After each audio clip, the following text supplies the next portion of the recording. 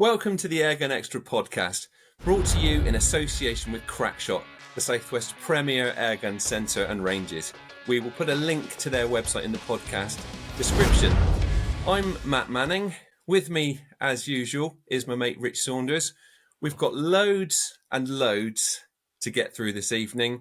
Bit early, but we thought we'd give you time to drop some hints. We've got a few Christmas gift suggestions, talking about some kit we've been using lately, talking about slug ammunition, all kinds of hunting. So, yeah, let's get straight into it. Rich, I know you've had a few technical problems. We're up and running. How you doing, and what have you been up to?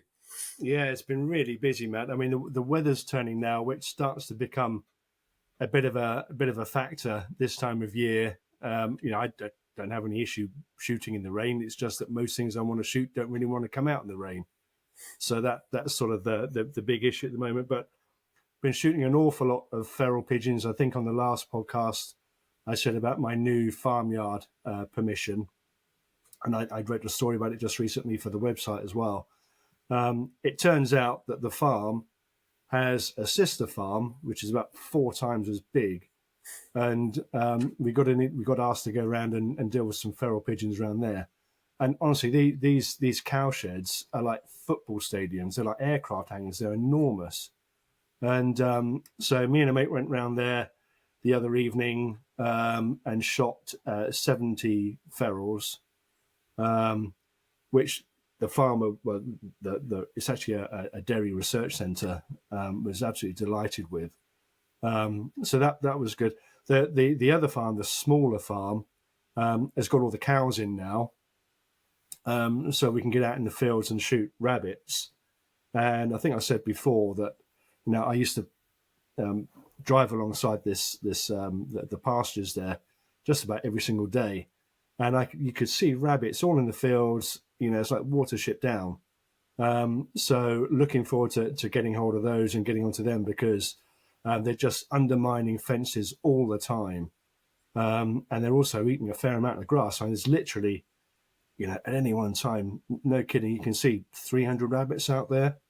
And if you go out with a thermal, it's like looking at stars in the skies. It's unbelievable. And then lots of rats, still shooting lots of rats. And the squirrels have started to come back on my permission as well. Not in great numbers, but it's noticeable that the acorns are starting to turn a little bit now. I don't think they hold the nutritional value that they did before. And yes, not getting huge numbers. I'm seeing lots of squirrels. They're still kind of moving around, not necessarily coming to the feeder, so they're probably still distracted by natural food a little bit. But I'm definitely seeing more now than I was, a month or so ago. How about you? What have you been up to, Matt? Well, not as many rabbits as you. It's still patchy in my part of the world. Some farms, got quite high numbers of them. Most of my ground at the moment, not many rabbits at all. Again, I'm noticing that the grey squirrels are starting to show up more at the feeding stations. Not full on, but it's picking up, which is just as well, actually, because excuse me, it's relatively mild, and there's still, where I am in the south, a lot of foliage around. Some trees are almost looking like they're still in full leaf. So away from the feeders, It's hard work, even if you're using a thermal spotter. So I say it's mild. I think by the time this podcast goes, we're just on the cusp of it. I think we've got a few colder nights coming. Things are going to turn a bit colder, and that will no doubt make those squirrels a bit more eager to visit the feeders. Again, lots of rat shooting, which is almost always the case at this time of year. And funny enough, I've even been doing a bit of lamping for the rats, and that was by accident. Turned up at the farm to shoot some crows, which the farmer had. Well, he said crows. I expect it was assorted corvids, to be honest with you. Probably jackdaws, probably rooks, definitely a few carrion crows. He said that they were homing in on the livestock feed because the cattle are in now in the big sheds. When I turned up, there were virtually none to be seen. Always aware that you should have been here yesterday. It was one of those. So Nikki was with me. We were trying to film a hunt for the regular show, but it was a dead loss. It just didn't happen. And while we were lurking around these barns, I actually shot a rat in one of the barns. Again, there are grain stores there, so as well as the animal feed, there's lots there to attract rats. And I shot a rat, and we thought, could we get a video out of rat shooting? But the light was just starting to go, it's turning dark, and I'm just there. I was using my beloved Hawk Sidewinder 30 SF, so I've got a day scope on. So I was like, what can we do to extend the hunt? And I've got a few bits and pieces that kind of live in my boot, and I've almost forgotten about them. So I had the Richter optic gun light set, the lamp from that. Yeah. And what else did I have? A night visor, night vision clip-on. Again, I kind of like it buried under wellies and things, and thought I'd. So I've got a choice now between lamping and night vision. So I said, look, let's make it a bit interesting, and rather than just defaulting to the easy night vision, let's start off lamping and see how it compares. And we did get a video out of it. I won't let on too much now, but yeah, that's going to be out pretty soon, and you'll see how I got on accidentally comparing lamping tactics with a clip-on night vision to try and rescue something from the farmyard shooting. Yeah, actually, it turned out to be good fun and really interesting. So, yeah, mostly rats for me at the moment, and I know I've got a feeling pretty soon it'll be a lot of grey squirrels as well. I know you had an issue with rabbits not being on your permissions a while ago, and then you thought they were coming back, and it sounds like they've gone away again. Is that RHD, or is that some other kind of... Yeah, I'd say almost certainly, because they're getting up to numbers where they're problematic, and to the point that landowners are saying, well, most landowners want them dealt with as soon as they see a few, but some have been a little bit more sympathetic, and they're thinking, that they're a foundation in terms of food for other wildlife, so they sort of let them build a bit and then just want them thinned out. Obviously not people that have got horses and ponies, because they see them as they're burrowing as a real danger. But yeah, numbers got up, and then I certainly didn't shoot enough to decimate them like they have been. So yeah, it's the hemorrhagic virus has gone through again, and it's so rapid. You've literally got reasonable numbers of rabbits on a permission one week, and you go back the next week, there are none there, which was never the case with myxomatosis. With Mixie, you see a few poorly rabbits. You inevitably get those, all being well, you get a few survivors that seem to then be able to sort of pass on that tolerance. And I wonder if also with the hemorrhagic virus, it's wiping out the Mixie tolerant rabbits. So potentially it's making any that do kind of find their way back, their offspring, potentially more vulnerable to myxomatosis. But yeah, at the moment, like I say, there are pockets. Some places I drive past that other people's permissions, and I wonder why they're not hitting them hard. They seem to be absolutely crawling with rabbits, but on my ground, it's very quiet at the moment. So yeah, let's move on and have a chat about some of the kit that we've been using. But before I do, I'm going to have a look at my notes. I've got a bit of an updating about an event, and I've got a memory like a sieve. So if you live near Mickley Hall shooting ground, they've got a night vision and presumably thermal 2 demo evening coming up, and that's Friday the 28th of November. It's from 5 p.m. to 8 p.m. They've got some great brands there for you to see and try. They've also got airgun ranges there. So if you can't get there, have a look at their website and see what they've got. And I will make sure that I put their website and any other sort of useful websites that relate to anything we talk about in the podcast. I'll put that in the description. So yeah, so that's Mickley Hall shooting ground near Nantwich. So yeah, in terms of kit, I've kick us off very quickly. I've actually not even had a chance to give these a try yet, but SportsMatch have sent me some of their new mounts. And so 30mm rings, Picatinny mounting, which is, I think, more and more people using sort of more functional, tactical type air guns. They're super popular. But the change with these is that they are extra high. And I think that's going to make them popular for the fact that a lot of people using bigger objective lenses. They want to get those scopes mounted a bit higher up, and I think that's the niche that they're going to fill with these. Now, you and I know full well, the quality of SportsMatch scope mounts. We've both been using them for years and years. They're just brilliant. They're made to super fine tolerances, mega tough. They just give you that reassurance that you haven't got a weak link between your optic and your gun. So yeah, as I say, haven't even had a chance to pop these on a gun yet, but I can see those extra high Picatinny 30 mils being really popular. Yeah, definitely. As you say, it's an aspect of kit that people underrate.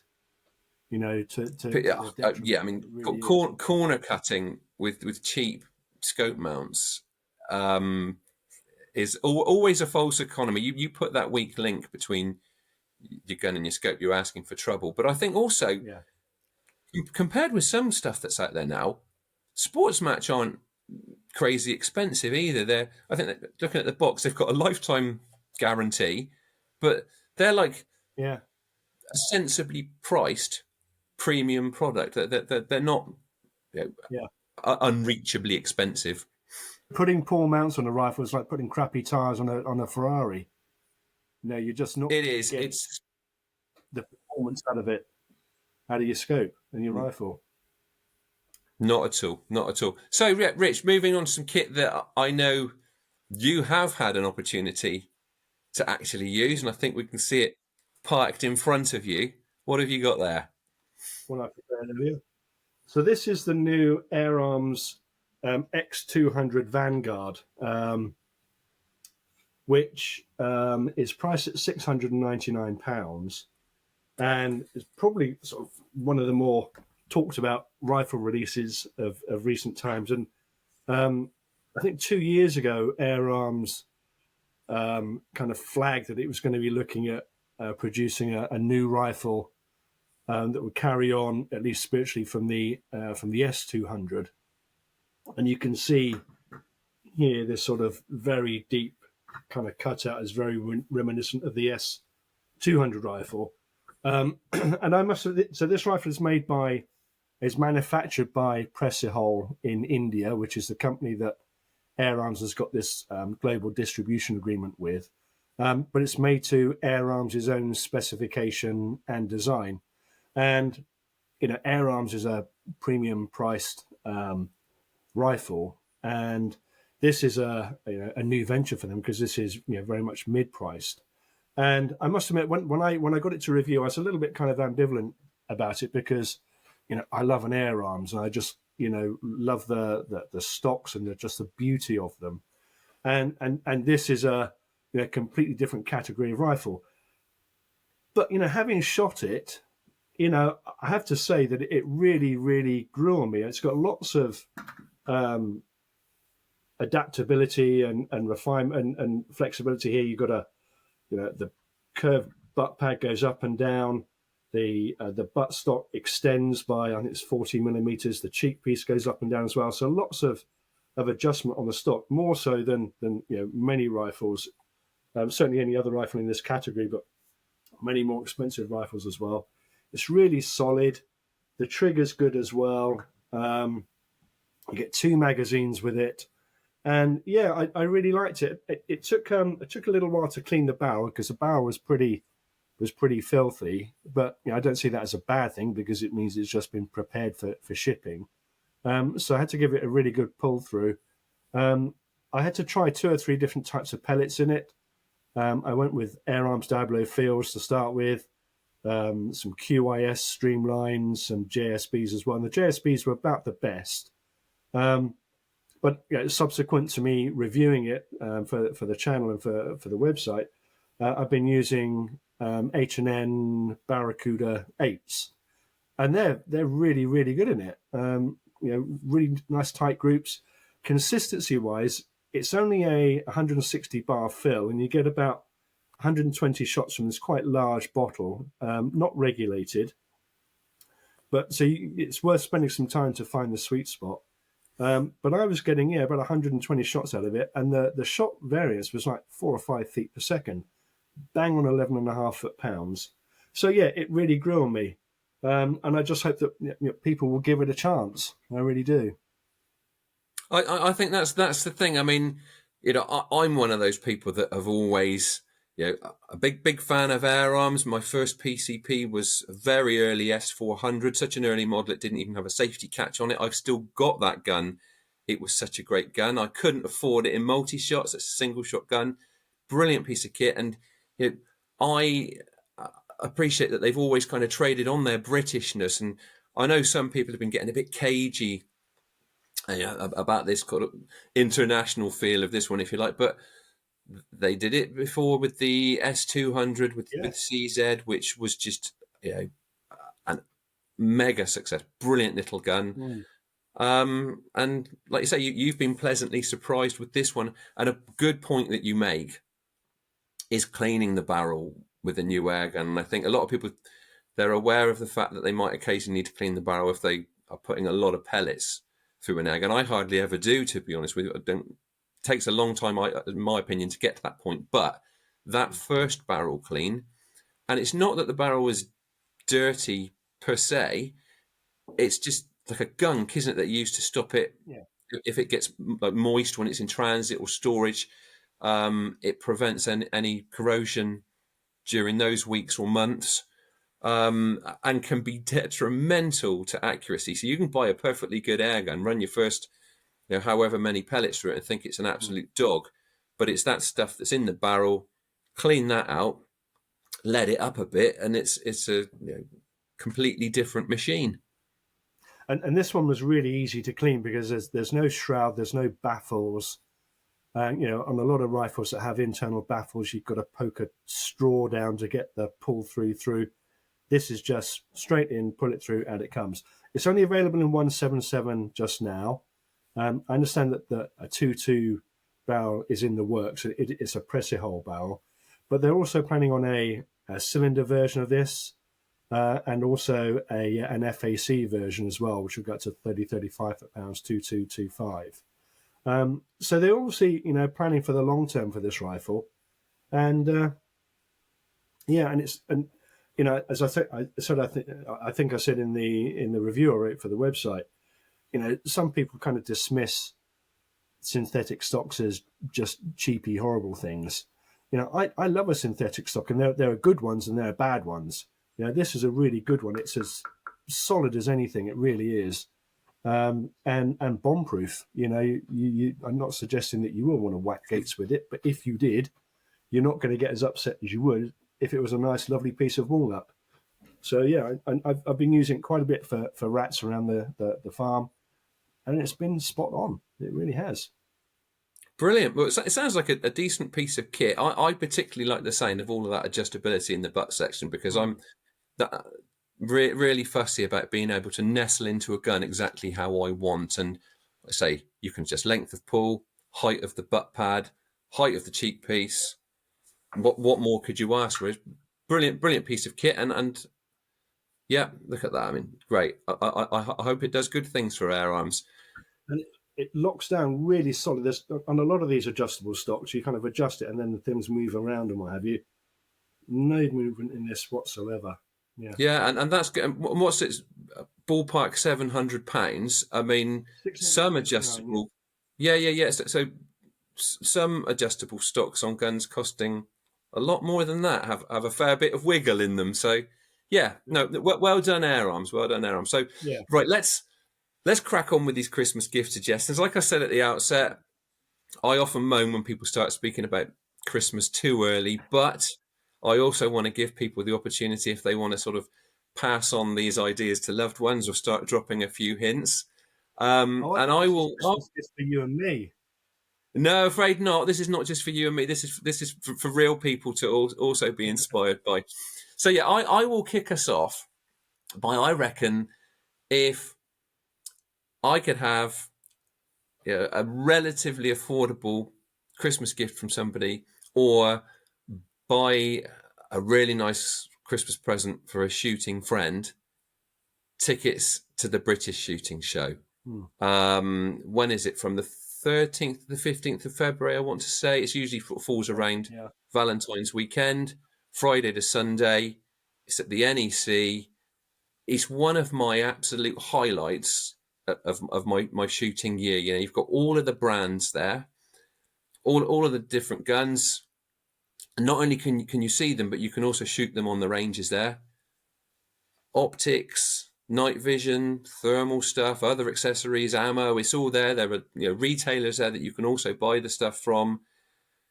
I know for us also, it's just a good get together for people that work in the industry. It's a brilliant opportunity because we all live, you know, all over the place. Great opportunity to catch up. And furthermore, it's all undercover. Yeah. So the weather can't cook it up. Yeah. I think it's great, apart from I usually get in a bit of trouble because I'm away for Valentine's weekend. But I'm usually in a bit of trouble anyway, so that doesn't make too much odds. But yeah, I think tickets to the British Shooting Show would be a great one. What do you reckon, Rich? Yeah, it's a good shout, you know, and I've lost count of how many times I've been to it now, and it's something that's definitely a highlight in the year. And I think that the last few years, retailers and manufacturers have upped their game in terms of stands, making their stands easier to get around, making their products more accessible. And as you say, the range has just grown and grown and grown. It's almost done like one entire side of the hall. And you can literally go and shoot manufacturers' guns for just a couple of quid or something, you know, and how many other opportunities do you get to try before you buy? So yeah, it's a really good event, and I'm going to be there for the whole 3 days, milling around, and I'll probably be on I think I'm going to be on the Day State stand for a bit and the Scott Country stand. So if anyone's going and wants to chat, yeah, that's where I'll be. Yeah, so that's a good point. And you know, if anybody sees us there and wants to say hello, do so. Apologies in advance if we're run ragged and have to be brief, but yeah, do come and say hello. And if we've got time to stop, it'd be good to have a proper catch up as well. So yeah, don't hesitate. Yeah, and it's milk and no sugar, thank you. Yeah, milk and no sugar, or a pint and not a half. Yeah. Yeah. Right. What have you got then, Rich? So one of the things that, and I was trying to think about, you know, we'd all like a new gun or a new scope or a new night vision for Christmas or something, but you know, in the real world, you know, sort of things that are a little bit more cost effective. And one of the pieces of kit that I take this time of year, especially, is a decent flask, and not one of these. You know, I have got massive, great big sort of fishing flask and everything, but I like these the thermal cups that you can take. They just slot in the side of a backpack just right. They'll keep a coffee or a tea warm, you know, for 7, 8, certainly longer than I need to when I go out shooting. And I go through them, you know, all the time. They get lost, they get dented, the seals go on them. So yeah, a decent flask to take around is always a good idea. As I say, especially at this time of year, and also in the summer, to be honest. You know, if it's really, really hot, there's no reason why you can't put a cold drink, loads of ice, in a flask as well. So yeah, flask would be my suggestion for a nice sort of cheapy gift. Yeah, no, I think that's a brilliant one, and also just as a morale boost on a cold winter shooting session, a hot cup of coffee has kept me in the woods for that vital extra hour or so when you're thinking about the warm house that you could go back to, and it's getting more and more tempting, and you think, hang on a minute, I'm just going to have a coffee from the flask, and it usually just restores you long enough to get that. If you're in the woods, that brilliant hour when it might be, you know, birds coming into roost, or that sort of hungry hour when the squirrels are desperately trying to fill up for the long cold night ahead, and it just just enough to keep you going. And in fact, for longer sessions in the winter, I've got a big Stanley flask, and I'll often fill that with soup and take a bit of crusty bread to dip in it as well. And yeah, absolutely brilliant. That's a really good suggestion. You can kind of spend as little or as much as you want on a flask. You can almost sort of treat them like throwaway items and buy one that doesn't matter if you lose or break it, or get some really flash that will hopefully, like my Stanley one, last you years and years, and give brilliant service. So no, that's a good one, Rich.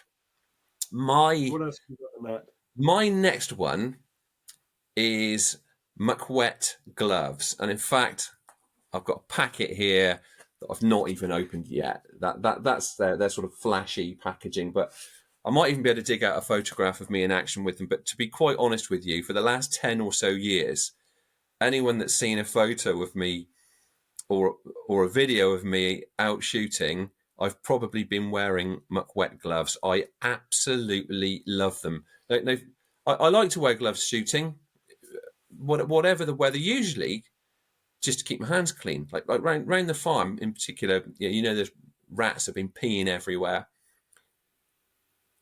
If there's time to take a break, we've just been talking about having a drink from the flask.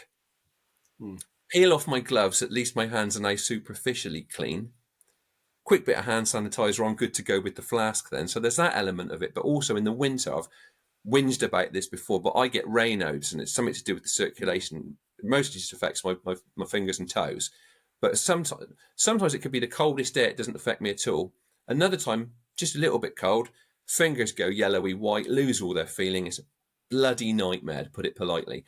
But muck wets, although they're not sort of thick, heavy gloves, they provide enough protection to keep my hands, usually just keep that cold wind off of them, keeps that at bay. But what I used to find with gloves previously, they might have provided the insulation, but they gave me no feeling. And I do like a light, crisp trigger. And for safety purposes, that means you need to be able to feel what that trigger's doing. And I used to always snip the finger off, the index finger off my trigger hand, off of gloves, so I could feel what I was up to. And again, lose that insulation, which kind of defeated the object of wearing gloves to keep my hands warm. But the feel that you get through McWets, it's amazing. Almost as good as not having gloves on at all. The grippiness of them, wet or dry, is amazing. In the wet, I'd say you get a better purchase with them on than you would with bare hands. So it's absolutely brilliant. There's two different kinds. So they do the Climatech one, which is a little bit thicker and more insulated. So that's like your autumn winter one. And they do a micro mesh one that's like a mesh, which is almost is ventilated, so you don't overheat in the warmer times wearing them. Now I like to wear those, actually keep biting flies off my hands in the summer. So yeah, loads of different colours. I usually go for the green. You can choose them in long cuff or short cuff. Again, I go for the long cuff, because it's a bit more sort of protection from the elements, but also in the summer, more protection from those biting flies. And they've got a really, really clever sizing system that you measure like across your palm. And that's when you're on their website, which I think is macwet.com. Again, I will put their website in the description. But yeah, you put that measurement across your hand in when you're ordering them. That gets you exactly the right size. And I think they go up in like 5mm increments. What size have I got here? Does it say? Will I be able to find it? Yeah, size 9. I think they do half sizes in between. But yeah, they're just great. They're not dirt cheap. I think they're about $34.99 a pair. I think that's all the different variants. So not cheap, but when you consider everything, as somebody that's used them for more than 10 years, and how I can sort of wax lyrical about how great they are, for what you get, they're damn good value. And yeah, I'd be lost without them. I wouldn't know where to start to look for a decent glove if McWets disappeared tomorrow. So yeah, that's my other suggestion there. What else have you got? I know you're a big fan of. So yeah, you can probably tell a real kind of cheapy one here. So pellet pouches. This one happens to be an AirArms one, and there are lots of different designs of pellet pouches, but it seems to me that manufacturers have lost the ability to make a tin that shuts.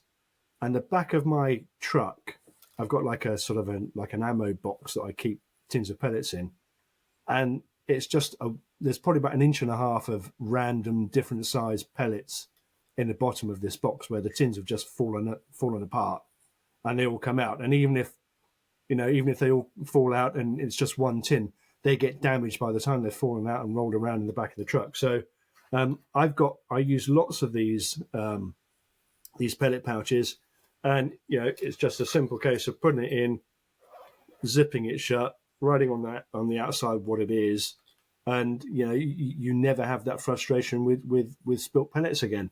And I don't know how much these things cost, and as I say, there's lots of different designs as well, but they're not expensive. So especially if you've got kids looking to buy dad a present for Christmas, that's a really good suggestion. You can't have enough of these either, to be perfectly honest. That was a quickie, Matt. I've got another one here, which I thought I'd just throw in. This is a really practical one. This is my priest.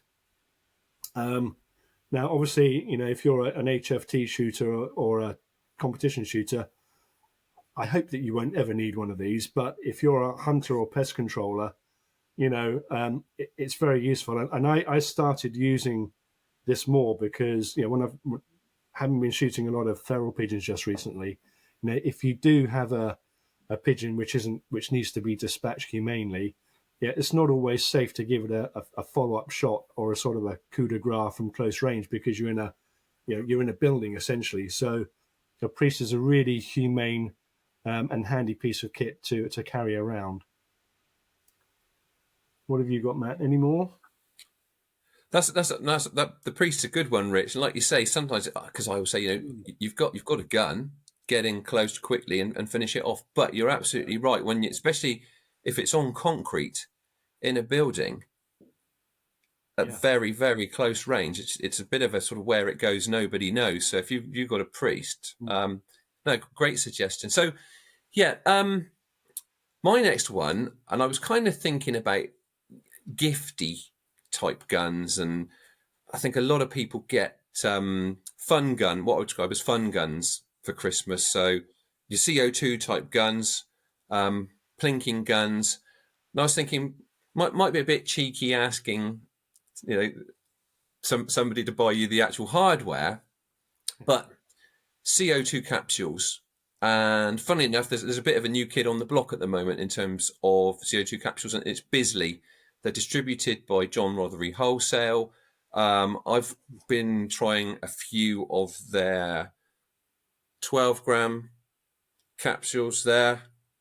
They are available in packs of, I think, 5, 10, 25 and 100, I want to say. RRP is something like $5.95 for 5 or £48 for a box of 100. Wow. I think they're compatible with virtually anything that you would run on a CO2 or a 12-gram CO2 capsule. They also do 88 grammers. They're available singly for something like $5.75. But yeah, these ones, they've done exactly what they need to do. And in fact, I gave a few to a mate who does a lot more CO2 gun shooting than I do and knows much more about what he would expect from these. And he said they were brilliant. Certainly compare very favourably with what he's using most of the time, which I assume is probably Umarex. He says they seal brilliantly. Power delivery from them seems to be very, very consistent. And also he reckons he's getting more sort of usable shots per capsule than he was previously. So that's, Bisley CO2. Again, I'll include a link, but I think, especially over the Christmas break, if you've got a CO2 gun, you're going to be presumably, you're going to have time to put loads and loads of shots through it. If you can save yourself a few quid on CO2 by asking somebody else to gift you some, I reckon that's a pretty handy gift idea. Anything else from you, Rich? Yeah, so my final one is probably my most favouritist piece of kit that I always take with me, and it's not very glamorous. I think I've spoken about this before, actually. Is my beanbag seat. I love my beanbag seat. I don't, sit and watch telly on it. We've got proper chairs, but if we didn't, I would be quite happy sat in the lounge on one of these. And it comes absolutely everywhere with me. It's something I take in the woods, and I sit down at the bottom of a tree, staking out a feeder. If I'm out ambushing rabbits and, prone isn't, prone position isn't on because of the length of the grass or something, I'll take that and sit on that with me. When I'm shooting from the truck, I bungee cord it to the inside of the window frame and use it as a gun rest. If I'm standing behind the truck and shooting from the flatbed, I use it as a gun rest. It's just the most versatile piece of kit. They do get a little bit manky and sort of, juicy after a while. So, even if you have one, it's always worth, putting it down on Santa's list, because, before long you're going to need a spare. The other thing that I find is that it comes with these little polystyrene balls, which is just a massive pain in the ass, because before long they start to fall out and what have you. But I just shove a load of old towels and rags and things in there after a while, because eventually those polystyrene balls get all squashed down, so you need to fill it out. But, Do you know what I've filled mine with in the past, Rich? So, sometimes when you get a new gun in a cardboard box and it's got those slabs of foam that's sort of like egg box textured foam, I just chop that foam into squares. Oh, okay. And stuff those squares into my beanbag, so it's got chunks of foam in it. Yeah. And they, unlike the little insulation balls that you can get, they usually arrive with those, filled with those, don't they? But they tend to squash over time. That foam seems to have a better memory. Yeah. And bounces back quicker. The only trouble is, if it gets wet, it hangs onto the wet for a while. You need to sort of get it on a radiator quickly, otherwise it will really stink the house out when you get home. But yeah, brilliant suggestion, because again, I think I'd be as lost without my beanbag seat as I would without my wet gloves. And it's a really easy thing to carry around as well. Just hook it onto your backpack or put it over your wrist as you're walking along. It never gets in the way. Definitely. And again, sensible price. It really plants you on the ground as well. If you just sit on the ground and try and take sitting shots, you feel like you're rolling about a bit. It plants you nicely. And I tell you what, if we are about to get some colder weather now, when it's frosty, it's a heck of a lot more comfortable being insulated, having that, be it poly ball or foam stuffed cushion, insulating you from that frost, than sitting straight on it.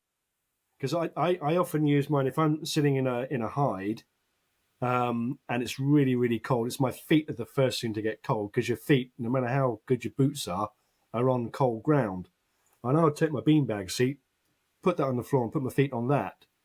And it just gives you that degree of separation from the cold ground. It's amazing how much longer you can last if your feet aren't freezing cold. For sure. No, that's a good one. Well, let's move on to our Q&A section. It's always a popular one. That's brought to you in association with Anglia Tackle and Gun. It's a great shop.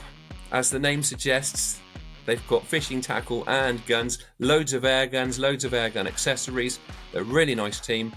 I will put their website in the description, and we've also got a 5% discount code, which I will also include. Rich, do you want to kick us off with the questions? Yeah. So this is one that came into me from someone I've kind of got to know over Facebook.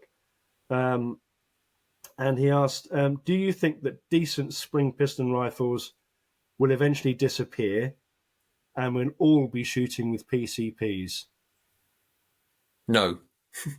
Next question. No. I mean, I think there is such a charm, not only about the sort of joy of shooting a recoiling airgun, but also the satisfaction of that single stroke, whether it's a underlever or a brake barrel, that through one compression, you have provided all of the propulsion that projectile for the next shot as requires. And I think that simplicity and that, gratification will just never go away. I am an absolute PCP advocate. 99.9% of my shooting's done with PCPs. But I recently reviewed the Vyrak HW97, had a brilliant time with that. I've got my own HW95. I've also got an AirArms TX200 and an AirArms Pro Sport. So, and I couldn't part with them. And funnily enough, actually, from going on from the lamping that I talked about at the start and sort of being forced to go a bit old school and do some lamping, I'm pretty tempted to revisit that and to make it even more challenging, do it with a spring-powered airgun. Just because that's the way I always used to do it. So presumably it still works as well as it did back then. And another thing I would say about spring-powered air guns, I've touched on the fact that they're gratifying to shoot. My kids, being the dad that I am, they were, whether they liked it or not, they were shooting air guns from the age that they were old enough to sit at a garden bench, and inevitably they had the world's greatest PCPs plonked in front of them, and they were whacking targets at extreme range before they started school. But they very quickly got very, very bored with that and just felt like shelling peas, and they kind of lost interest. And the way that I reinvigorated their interest in airgun shooting was when they were old enough to cock and load break barrel air guns, get them onto that. And to this day, they're 19 and 17 now, and they would still much rather shoot a spring gun than a PCP because they just find it more gratifying. Putting the power in themselves by compressing the spring, getting a bit of a kick, a bit of smell, oily fingers, bit more noise. Your fillings fall out when you pull the trigger. What more could you ask? So yeah, and I assume you would feel pretty much the same, Rich. Yeah, I think, I mean, it seems to be a real polarization. I think there will always be a market for, cheaper springers, for people who just want to bash around in the garden or try the sport out or just dipping a toe into the market. And I think there will always be those rifles. And I think at the higher end, it does seem to me that although still cheaper than most PCPs, the top end springers are, getting a little bit more expensive. And I think that's partly because if you want a decent springer, then you want it for a reason, and you're prepared to pay for it. And I'm talking, sort of certainly the Viarux, the AirArms underleavers, one or two of the BSAs as well, and the Walther LGU, LGV back when it was made, amazing guns to shoot. And I think part of that is, I think a lot of people who've been shooting PCP, started off shooting springers, moved into PCPs when they became a thing, and they're now realizing that there's a nostalgic twinge to go back and shoot a springer, and they're usually sort of people who've got a few quid because they've been around a little while, and they really, really want a great spring piston rifle. I think AirArms brought out the Ultimate Springer or something, and I thought it was a really good name because that's what people want. They want the ultimate springer. And yeah, I mean, I've got, a dozen springers behind me, and some of them are newer ones, some of them are older ones, and some of them are great. Some of them I've just got just because, I wanted one. And I know I can always outshoot myself with a PCP, and and as a result of that, they very rarely come out for any kind of hunting action.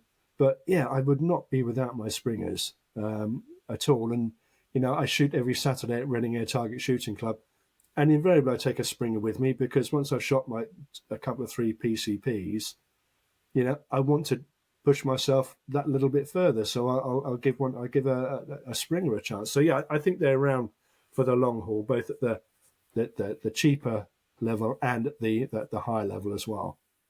Yeah, I think it's also worth pointing out that a top end springer is capable potentially of doing what a decent PCP can do. It's just the question of you having the ability and putting in the practice to extract that accuracy potential from it. And I would also say that a decent springer, although they are getting more expensive, a high-end springer costs less than a high-end PCP. Yeah. That spring gun will almost certainly outlast the PCP with some maintenance, but they definitely tend to sort of stand up to heavy use better. And no compressed air to worry about, no getting your air tank filled up, no compressor to have to worry about. Yeah, it's a lot more contained. Yeah, definitely. Yeah, so this is another one that came into, I think, by Facebook. And Neil asks, I've seen you guys shooting with trigger sticks a great deal, but occasionally with a tripod instead. What are their respective benefits, and what factors make you decide on one or the other? Right, well, I do have both and use both. So tripod wise, I've got is it the Bog or the BOG Death Grip, rock steady, super solid, and so that's the sort of fixed one, if you like. And yes, I've got the Primus, however you want to pronounce it, extendable trigger stick. I use the trigger stick far more often. I find I'm much more mobile with it. Obviously, it's lighter to carry around. It's quicker to deploy, and I find I can shift angle with it and very, very quickly. So it gives me a faster, wide arc of fire. So it tends to be, for me, that more often than not, I'm using the trigger stick because it's faster. However, if I'm shooting squirrels, say, from a bait station, and I know that almost everyone is going to sit in the same spot to munch on peanuts, and I've literally got the gun fixed and trained on that spot, then I'll use the more solid tripod type setup with the clamping fixture, so the gun's held in there. Yeah, the stability is far, far greater, but you don't have that ability to suddenly quickly shift. So yeah, for me, that would be the difference in how and when I use them. And for that reason, I use the trigger sticks more, and also they're lighter to carry around as well. What about you? Yeah, I must admit, I like you, I use both. We've got the Primos Gen 3 trigger sticks, which is, to my mind, was a big advancement over the Gen 2, because you have this collar at the top that stops the legs kind of splaying out in all kinds of angles.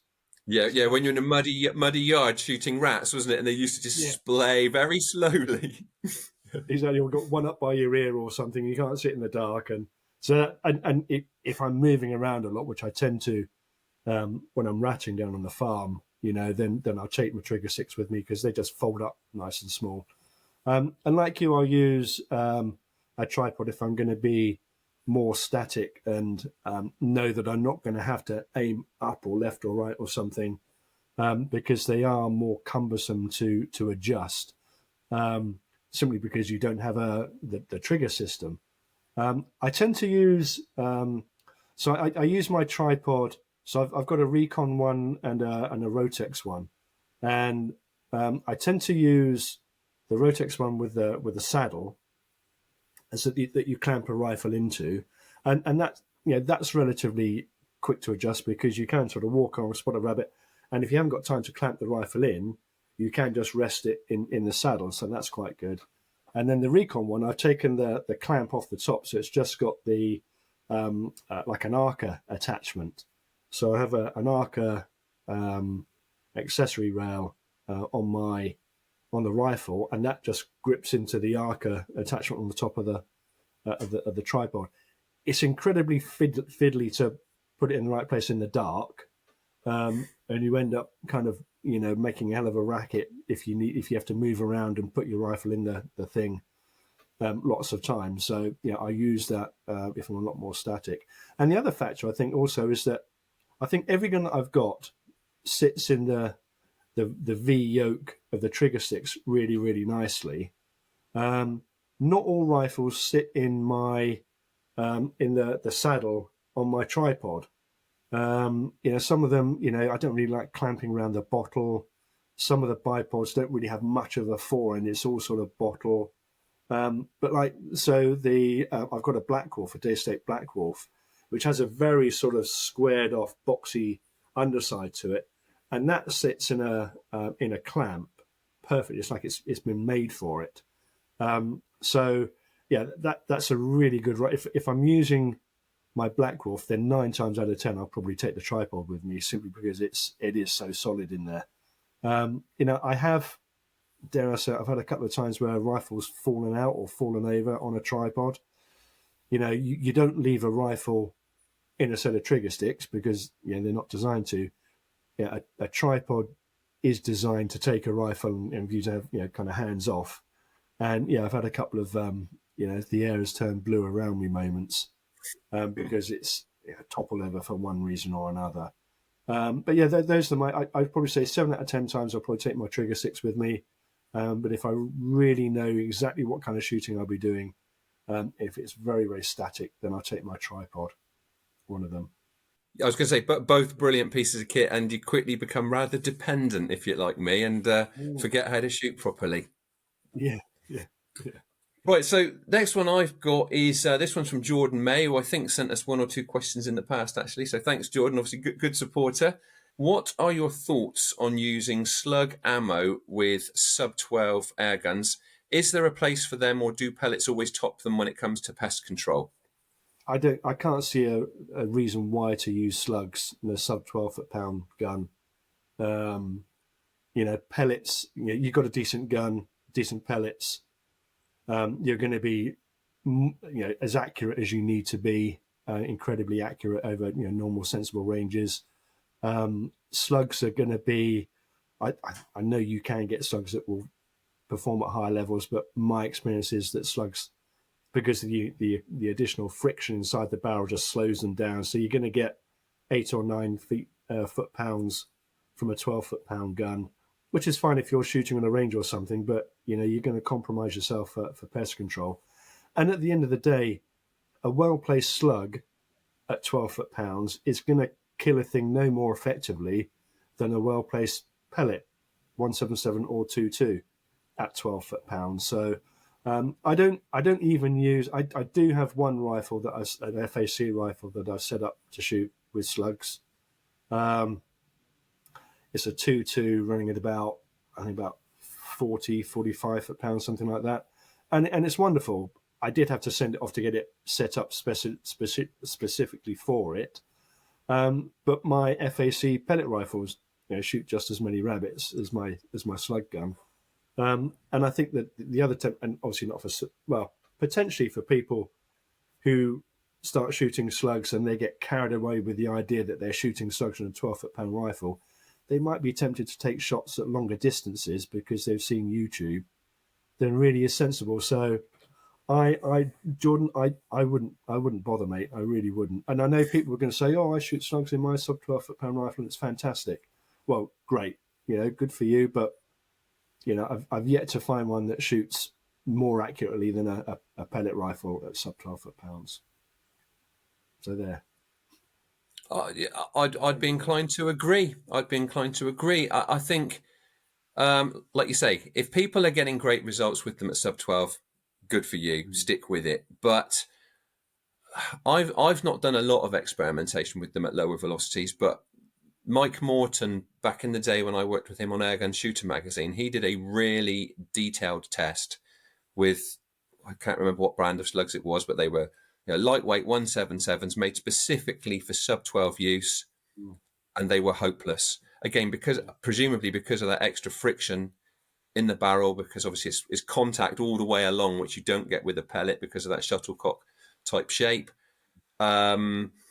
Downrange, they were striking target cards sideways, backwards, so they were tumbling, spinning, not rotating as they should, but just flopping all over the place, quite frankly. Yeah. And I think ultimately the question is, why are you thinking slugs? What's wrong with pellets?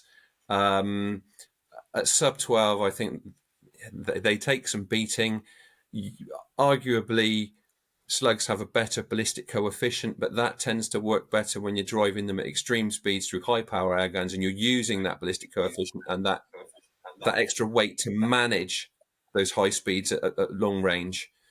You've also got to be mindful that you're introducing other problems, the big one being ricochet. I've found whenever I've used slugs, they're going all over the place in terms of ricochet. And again, I think it's because of that soft, hollow shuttlecock design of a pellet. It strikes something hard and it crumples and it loses most of its energy. And if it ricochets, it's probably quite a slow, short ricochet. But you've got that solid, hard form of a slug. If you aren't very, very careful about what's behind what you're shooting at, they go whining off all over the place. So yeah, for me, I know that slugs can do marvelous things at extreme range, at extreme power. I don't think yet there's anything to convince me that they're a better option than pellets for sub 12. I did a test for, I think it was Airgun Shooter back in the day, of lead-free ammo. And I was going to test pellets, but I was given some slugs to test. And they, the problem with the lead-free stuff is it's incredibly light. The pellets, as you know, are very light. And these slugs were like pellet weights because there was just more material, but they were slugs. And I thought, this is the holy grail. This is normal weight lead-free pellets. They're going to be fantastic. No, 7 foot-pounds. Just a massive disappointment. Yeah, and presumably also they were a bit rock hard, so they were the worst of both worlds, really. Right then, so Pretty much. Next one I've got, this one's from Richard Wilkinson. How do you dispose of rats after a farmyard shoot? Reluctantly, I think, is the answer. It's a horrible job at the end of the night, but it's an incredibly important one because, if there's anything worse than a live rat for a farmer, it's a dead rat for a farmer. So I use a litter picker, one of these long-handled litter pickers, and a torch, obviously, in a bucket, and I go around and pick them all up. On one of my permissions, the farmer has great big incinerator for some reason. So they all go into the incinerator and they go up, puff, pile of smoke. Another farmer has just like a big muck pile and everything goes into that and they decompose into that. And I've got another farmer who has a freezer for, because he has chickens on the farm. So, on a large chicken farm, you're going to end up with dead things, unfortunately. And they all go into a freezer in a bag, and then a contractor turns up and takes them away a couple of times of the week. And I don't know what he does with them, but presumably he does whatever the right thing is to do with them. I don't tend to leave them out for kites or anything like that because there's a potential that they could have been poisoned, and you don't want to pass that secondary poison on. But yeah, and usually if you're shooting on a farm, the farm will have some kind of provision to deal with dead things. So it's always worth asking the farmer. Like the same with feral pigeons. What do you do with feral pigeons? My farmer said just throw them in the muck heap because everything goes in there. So yes, it's worth checking with the landowner. How about you, mate? Have you got some special secret squirrel thing that you do? No, it's same as you. I do it carefully. And I'd say to people, don't be tempted to try and pick up shot rats with your bare hands. We all know they carry some horrible diseases, and there is the half chance that a seemingly dead rat isn't dead, and it'll turn around and bite you when you try and pick it up by its tail. I tend to keep a litter picker and a bucket in the back of the car. Let's face it, on most farms you can find a shovel and a bucket anyway, so your hands free. You're not touching them. Then obviously ask the farmer before the shooting begins how they would like them disposed of, and that is inevitably chuck them on the muck heap, or a farm might have like a fire site where they chuck rubbish until it's set alight. How above board that is, I'm not sure, but that's sometimes the case. But I like the muck heap option because then I think that the sort of the crops and the feed that the rats have been dealt with for stealing, they then ultimately end up in the muck spreader, and they're feeding those crops and nourishing them next time round. So it makes it quite circular. But yeah, for me, it's do it carefully. Always, I'll tell you, I don't know if you find this, but picking up at the end of a ratting session always takes longer than you think. I always think, I've got to allow 20 minutes to clear up when I finish, and then you end up back in the car like about an hour later. And I'll tell you another thing that's made it a lot easier is a thermal spotter, because you can spot those heat signatures for a long, long time after you've shot rats. So the odd ones that would have been harder to find, you can usually look for that faint glow even hours later, and as I said earlier on, also keep some hand sanitizer in the car As soon as my gloves come off, bit of hand sanitizer, I know that I'm not wiping God knows what over the steering wheel and the gear stick when I drive home. So yes, that's how we dispose of rats, and that brings us to the end of the Q&A section and the end of this podcast. So yes, thanks again to Anglia Tackle and Gun. They're based in Norwich. As I've already said, they also have a website. We've got a discount code that I'll put in the description. They're also on Facebook. Thanks again also to Crackshot. They are based near Newton Abbot and Devon. Again, you can find them through their website. They're also on Facebook and Instagram. Rich, thank you for your time. It's always an absolute pleasure to catch up. And thanks to everybody for tuning in. We will catch up with you again in a few weeks' time. Thank you. Providing nationally recognised third-party accreditation through Lantra, the Airgun Proficiency Course, APC, sets the standard in UK airgun training. The Great British Shooting Show, held on the 13th to the 15th of February 2026 at the NEC Birmingham. Book tickets online at shootingshow.co.uk.